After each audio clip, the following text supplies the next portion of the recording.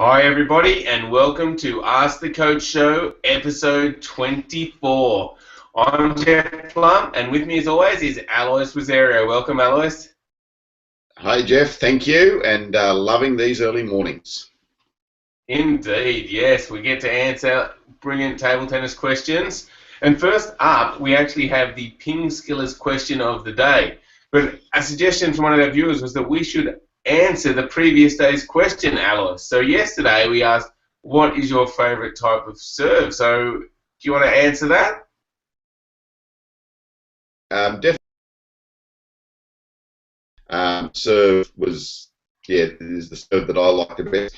The high toss, just because it's a little bit different, and it's not something that a lot of players are used to. Pendulum, because you can get more spin. Probably the toss pendulum just work best for me. What about you, Jeff? Okay, very good, yeah. Personally, I like the pendulum serve too. I like doing like a backspin and then a no-spin serve. I like that. But a close second for me was the backhand serve. I like doing that, and I don't think a lot of other people were using that at the time, and so people weren't used to returning that. So the backhand serve was a close second. All right, so today the PingSkills question of the day is, what style of player do you find hardest to compete against? So leave your answer in the comments and we'll tell you ours tomorrow. Alright, so now into the questions, and the first question is from Jethro. And Jethro asked, can I play two sports at the same time? In my school I play table tennis and basketball. So is it okay if I play both at the same time, or will basketball ruin my table tennis because of the heavy ball? What is your opinion, Alois? I think playing two sports is a great idea. I think it just gives us a bit more balance. It also gives us other things. So with a sport like basketball, some more aerobic fitness. It also gives you agility and movement and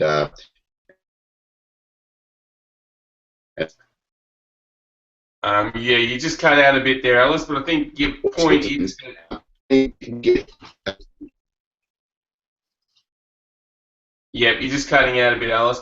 But I think, yeah, I think the point is that playing other sports gives you much more coordination and opportunities to develop different areas of your game.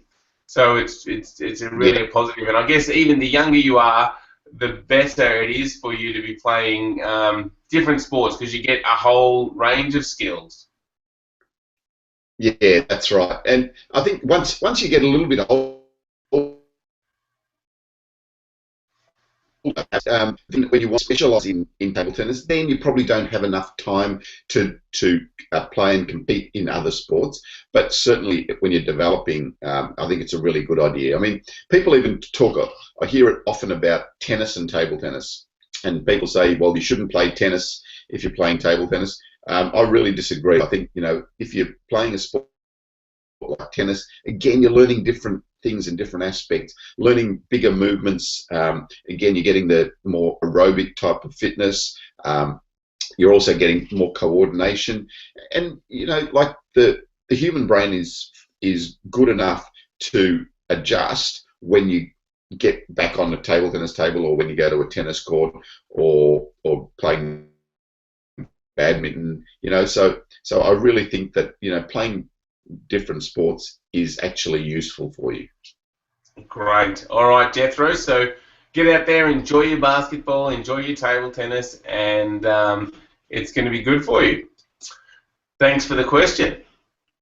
All right, now Gustav has asked us a question, and he says, what is the right leg position while playing a punch? Which leg should be in front while playing a forehand punch, and which leg when playing a backhand punch? Yeah, so with the backhand punch, you can just be in your normal ready position. So that would be perhaps with your left leg slightly ahead of your right, or quite square onto the table.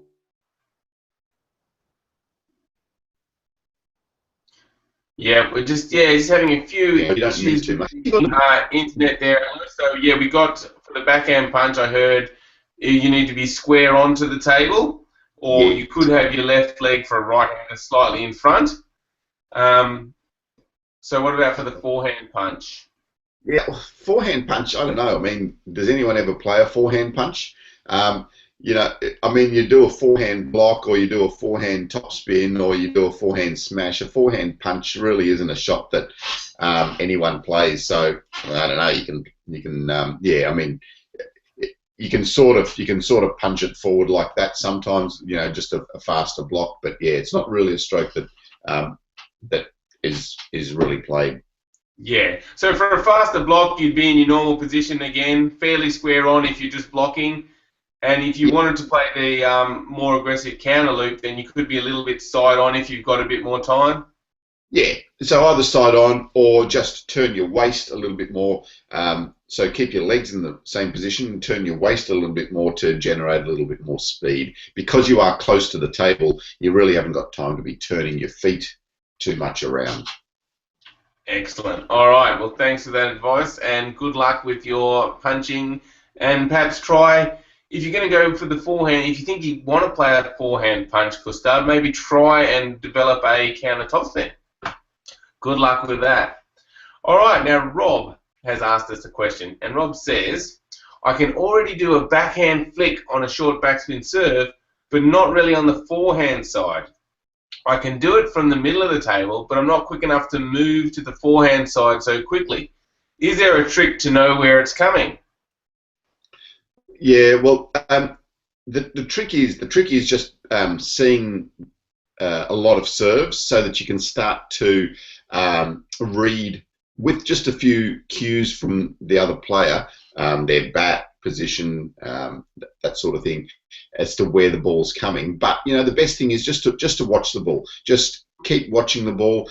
Don't try and judge or predict. Just watch where the ball is, okay, and you'll start to see that ball a little bit earlier. Now, you talked a bit about playing that backhand punch, and in the extended question that we couldn't quite fit in there, he's talking about the banana flick as well. So a lot of players do move over now and play that banana flick from the forehand side, and it almost looks like they're predicting that they're jumping over there. Again, not really. So those better players that are doing that are watching the ball, seeing that the ball is coming over there and moving across. Sometimes they do get caught out with a serve that goes down the line as well. So my advice, just really watch the ball, watch where it's coming, and then move to the position to try and play that backhand flick or the banana flick if you want to. Yeah, great advice there, Alois.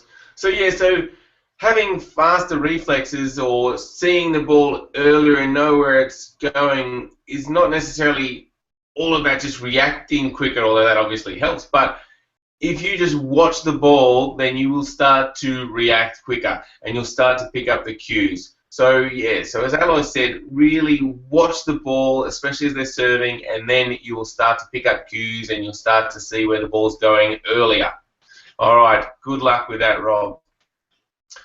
The next question is from Stan, and Stan says, I used to play hard bat and was able to beat some better opponents using it. Since I have moved to a sponge bat, my better opponents are now beating me. Can I change to my old bat, playing a better player, and change back to my sponge bat for playing the others? Yeah, so you are allowed to change your bat after each match. So during a match, you're not allowed to change your bat. So if I'm playing against Jeff and I find that my sponge bat isn't working, I can't go over and pull out the hard bat and start playing against him. The only time you're allowed to change your racket is if you damage it accidentally during a match. So it wouldn't be allowed. You can't just go and change your bat because you think that a different bat would be better against your opponent. But in a tournament, I might have played Jeff and I lost to him, and I think, oh, that's no good. I want to go over and I'm playing a different opponent now, and I'm going to use my hard bat. You are allowed to do that. So that is within the rules, just as long as it's not within a particular match. Okay, but is that a good idea for for someone to be using two bats, and especially when it's such a different style, like using a hard bat and then also using a sponge bat? Is that something you'd recommend? Definitely not. Yeah. So I mean, the skills of table tennis are so fine and um, so difficult that if you're trying to learn two different games, it becomes too difficult. Definitely stick with one bat. And people even talk about, well, I'm going to use one bat for practice and one bat for tournaments. No, don't do it. Okay, even if it's the same blade, same rubber, don't do it. There are subtle differences, and it's more in your mind as well. Like if you go out there and start to play in a tournament and you make a mistake, then you start thinking, is it my bat? Is it my stroke? Okay, stick with the one bat, practice with the one bat, play with the one bat, and then you're eliminating all those other little doubts that you've got in your head. So yeah, definitely one bat only. Okay, yeah, so I got that. So, and that makes perfect sense for a young player that's developing or someone who's really at the top of their game and trying to compete. You don't want to be doubling up on your practice with two different styles, so pick the style that's the best for you and use that style. The only place where personally I think that you wouldn't possibly consider it is if you're like an older player and you've been using, like here, well, I don't know if Stan's an older player or not, but he's been using the hard bat for a long time, and then he's switched. And I'm thinking, like, if I was an older player and I'd been using that hard bat for a long time, and then I do switch to the sponge for some differences, then, maybe against the better player I could switch back, or even for Stan, you think he should stick with one bat? I think even Stan, just stick with the one bat, Stan. Develop your game, see how it plays out against different players, and just try to develop that game. So I mean, there you go. There's the advice, Stan. Stick with the sponge bat and try and develop your game a bit more. Good luck with that, Stan. All right, well, thanks for that, Alois. That wraps up another show. It's been a great show. Hopefully you've enjoyed the questions, everybody. Make sure you visit pingskills.com and sign up for our free newsletter. Thanks, everybody, for watching, and thank you, Alois. Thanks, Jeff. Have a great day, PingSkillers.